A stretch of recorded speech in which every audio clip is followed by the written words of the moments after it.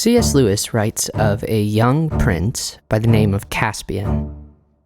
Caspian lived in a great castle in the center of Narnia with his uncle, Miraz, the king of Narnia.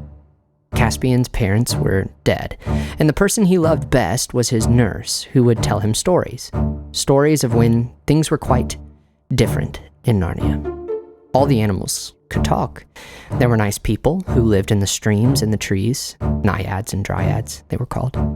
And there were dwarfs and lovely little fauns in all the woods that were like men, but with feet like goats. And there were battles and adventures. Wonderful adventures in those days.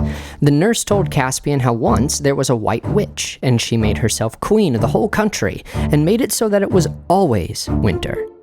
Then 2 boys and 2 girls come from somewhere, and so they killed the witch, and they were made kings and queens of Narnia, and everyone had a lovely time, and it was all because of Aslan, the great lion who comes from over the sea. Well, when King Miraz learned from Caspian that the nurse had been telling him these stories, he was furious.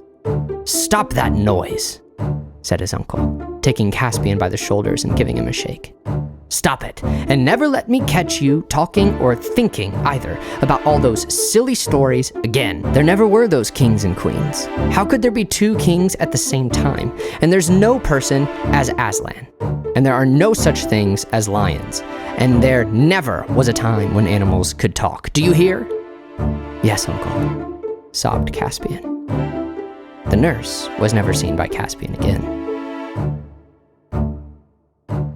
She was replaced by a tutor, Dr. Cornelius, who taught Caspian grammar, the sciences, and history.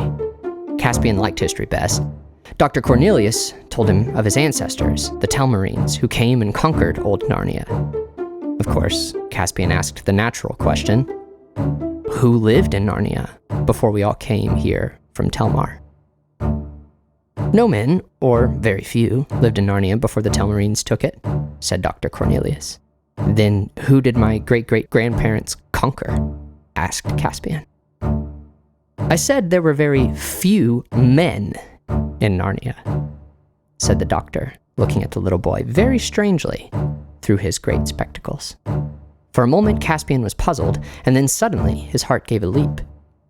"Do you mean," he gasped, "that there were other things? Do you mean it was like in the stories? Were there—" "Hush," said Dr. Cornelius, laying his head very close to Caspian's. "Not a word more. Don't you know your nurse was sent away for telling you about old Narnia? The king doesn't like it. If he found me telling you secrets, you'd be whipped, and I should have my head cut off." "But why?" asked Caspian. It is high time we turned to grammar now. Caspian got no more out of the doctor. That is, not until the middle of the night, when Caspian was wakened by the doctor and taken through many passages and up a long steep staircase to the roof of the high tower. The whole of Narnia was laid before him in the moonlight. Cornelius had brought him there to show him the intersection of 2 stars that would not happen again for another 200 years. But that wasn't the only reason. "The virtue of this tower," said Dr. Cornelius, "is that we have 6 empty rooms beneath us and a long stair, and the door at the bottom of the stair is locked. We cannot be overheard." "Are you going to tell me what you wouldn't tell me the other day?" said Caspian. "I am. All you have heard about the old Narnia is true. It is not the land of men. It is the country of Aslan, the country of the waking trees and visible naiads, of fauns and satyrs, of dwarfs and giants, of the gods and the centaurs, and of talking beasts. It was against these that the first Caspian fought.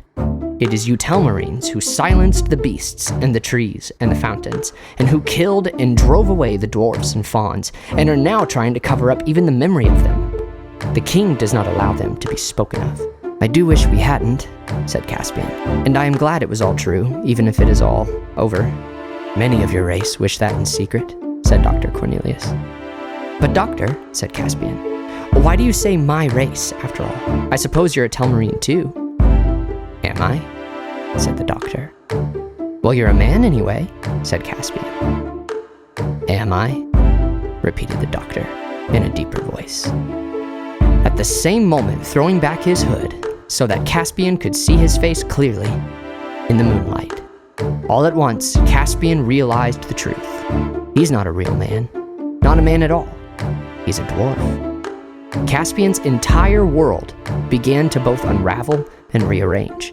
Lies, lies, all lies, and the truth hidden in front of him in plain sight the entire time. Caspian met Dr. Cornelius frequently on the top of this tower and under the cover of darkness to discuss the old Narnia. But this all came to a head when one night, Cornelius hurriedly stole Caspian away to tell him that his aunt and uncle had finally given birth to their own son, and that this wicked uncle Miraz the king would now be seeking Caspian's very life. With the help of Dr. Cornelius, that noble dwarf, putting his life on the line, Caspian escaped in the nick of time, and so began the great adventures of the Prince Caspian.